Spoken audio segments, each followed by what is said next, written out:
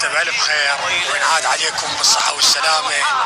بسم الله الرحمن الرحيم. نهنئ العالم الإسلامي جميعا بولادة الأقمار المحمدية وولادة صاحب العصر والزمان عجل الله فرجه، ونبارك الأمة الإسلامية جميعا بهذه الولادات الميمونة العطرة والأمة الإسلامية جميعا. الله يتقبل أعمالكم إن شاء الله. بهذه المناسبة السعيدة عندكم فد مساهمة تحبون تشاركوا فيها؟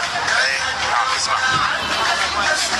يا آل بيت المصطفى حبكم، يا آل بيت المصطفى حبكم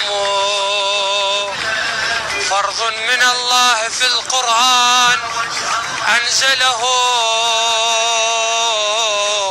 كفاكم من عظيم الشأن إنكم، كفاكم من عظيم الشأن إنكم من لم يصلي عليكم لا صلاة له.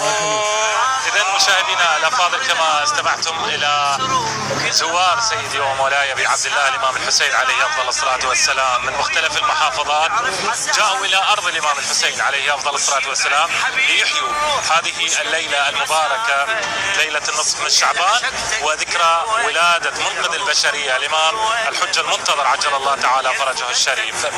نجدد